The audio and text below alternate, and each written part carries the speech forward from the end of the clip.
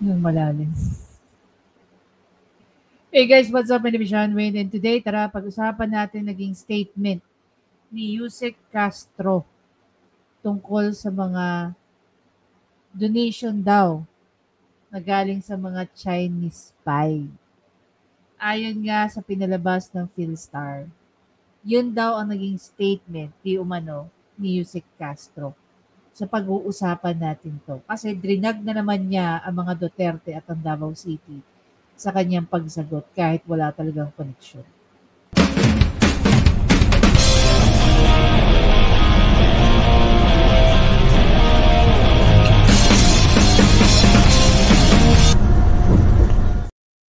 Okay guys, hanapin muna natin yung naging statement ni Philippine Star. No? Dali lang. Hanapin natin. Ayon daw kasi sa palasyo, it is okay to receive donation. Diba?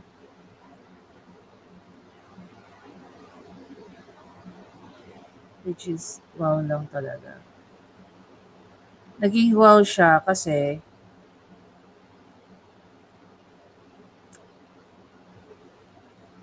ayun. I found it. So sabi dito ng Philstar, nothing is wrong if done in good faith. Malacanang has found no immediate fault with with PNP, accepting donation from a recently detained individual suspected of being a Chinese spy. So sabi ko, the fuck? Double standard. So, Palace, no issue with PNP acceptance of gift from Chinese spies. Diba? Tapos, nakita natin tong post ni Coco Locoy, no? Nasabi niya rito, totoo nga ang balita ni Philippine Star. Palace, no issue with PNP acceptance of gift from a Chinese spy. Imagine any ang gifts ay cash and vehicles. And these Chinese spies na hate ninyo, and for you to consider them as spies, dapat naiintindihan nyo na lahat ng gawain ng spies ay may motibo. Tama ba siya o hindi? Sagutin niyo yan sa comment section. Importante pala na ito ay mga suspects. So, ayan, tinanag niya si Attorney Claire, no? Na ito ang sagot ni Bongbong Marcos. Can you please confirm or deny this? So, panoorin natin itong naging statement dito ni Attorney Claire. Si Pangulo or ang Malacanang dun sa... Ma'am, may reaction po ba ang si Pangulo or ang Malacanang dun sa ulat na di umano yung mga Chinese spies ay may donasyon sa PNP? Okay, as of now, pag-aaralan po natin yan. Kung ito man po ay naging donasyon, in good faith, kailangan po talaga natin malaman dahil hindi naman po masama ang tumanggap ng donasyon. Tapos, i-connect na naman niya ang mga Duterte at ang Davao City. Ang tanong, ang China ba o ang Chinese government ba sa Davao lang ba nagpadala ng mga donasyon? Titignan natin. Okay, sa panahon po ng pandemya. Ayan na naman. Attorney Claire, kaya ka natatawag na atakdog eh. Alam mo kung bakit? Kasi favorite mong i-connect ang mga Duterte sa lahat ng mga sagot mo sa mga tanong. Nabalitaan po din natin na marami po natanggap na ambulance na mga sasakyan. Tama ba? Ambulansya. Especially Davao City. See?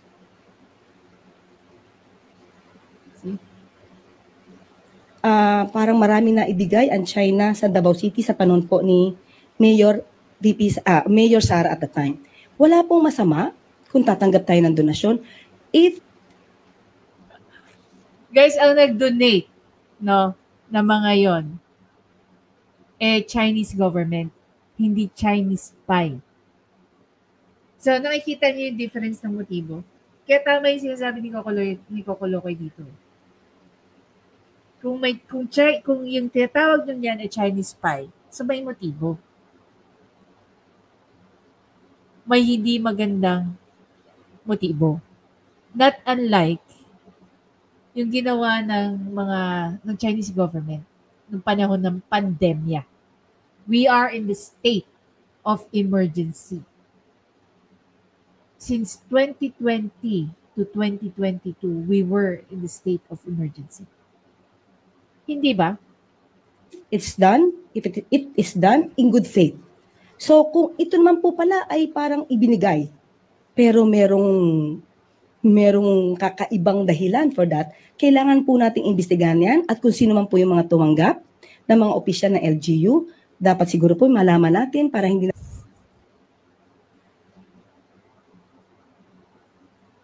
Hindi ko nakilala kung sino si Attorney Claire. Sabi pa naman ni Attorney Libayan, malapit kami niya. Totoo naman yun, I admit that. Malapit ako kay Attorney Claire. Pero dito, sa Yusik Claire na napapanood natin, hindi ko na alam kung sino siya. na po maulit kung sila man ay nagagamit. Kung hindi man nila alam na nagagamit sila. Diba? Ngayon, sino-sino ba ang mga tumanggap ng donasyon galing sa China? Sige nga, tingnan natin. Ang Davao City lang ba ang nakatanggap ng donasyon galing China? Ha? Attorney Claire? Exhibit number 1. Palakay natin. Back in 2021, it says here, no, sa Embassy of the People's Republic of China in the Republic of the Philippines, ayon sa kanila, Chinese Ambassador Wang Xilian says China is supplying nearly 10 million doses of vaccine in the Philippines, to the Philippines in August. Davao lang ba ang tumatanggap ng donasyon galing sa Chinese government o sa Chinese government?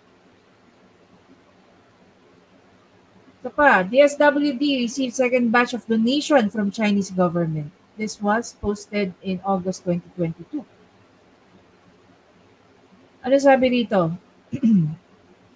DSWD Assistant Secretary Romel Lopez in Red Vest received the second batch of relief goods donated by China Investment and Real Estate Co. Ltd.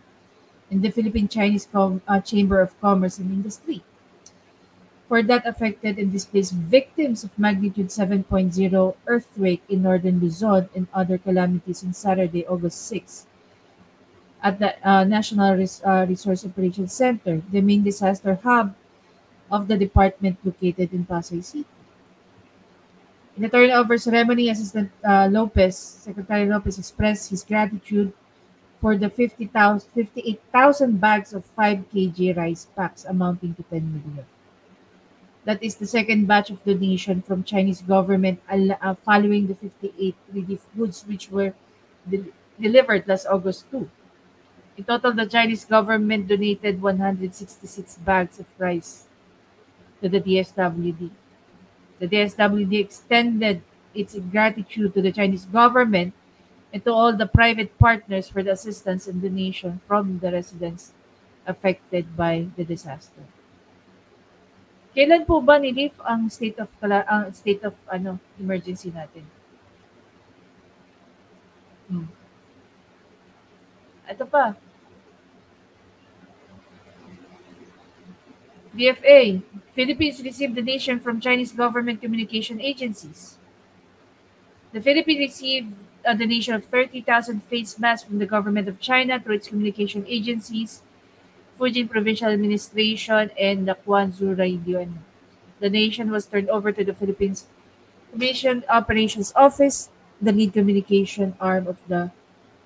This was in April 5, 2020. Tandaan nyo, nag-lockdown tayo. March 15, 2020. Diba?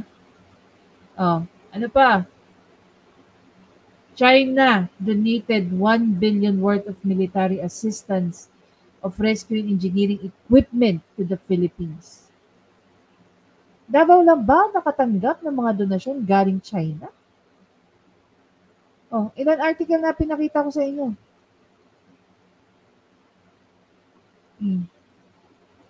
So you can see the difference, di ba? Yung Chinese spy na allegedly nagbigay ng donasyon, biglang naging in good faith. Di ba? Kung in good faith, walang problema doon. Kailan naging in good faith ang isang donasyon kung allegedly sinasabi nyo na ang nag-donate ay mga Chinese spy? Diba? Can you explain to me na walang masamang motibo yung mga Chinese spy na yun?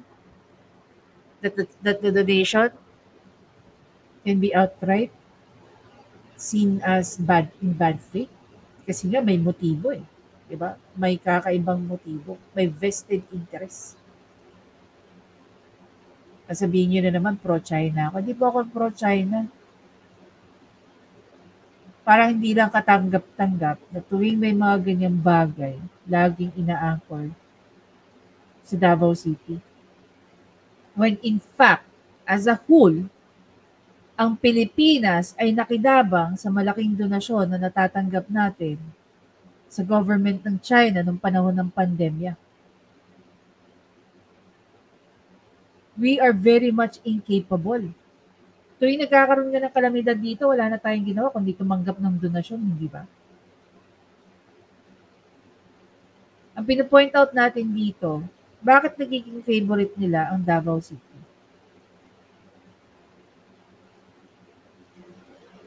Pero hindi nila ina-emphasize na ang buong Pilipinas ay nakikinabang sa donasyon ng China.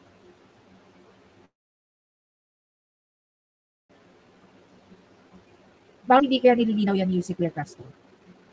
Tsaka bakit favorite niya lagi ang Davao? Davao City, mga Duterte, di ba? Kaya hindi mo maalis, Attorney Claire, kung bakit ang tingin sa'yo ngayon ng tao ay isa kang attack doon. You're not being objective sa mga sinasabi mo. Masyado kang nagiging subjective. Again, walang personalan. Nakakalungkot lang na yung taong hinahanga na tinitingala namin noon, eh ibang-iba na sa kung sino ka na ngayon. Diba?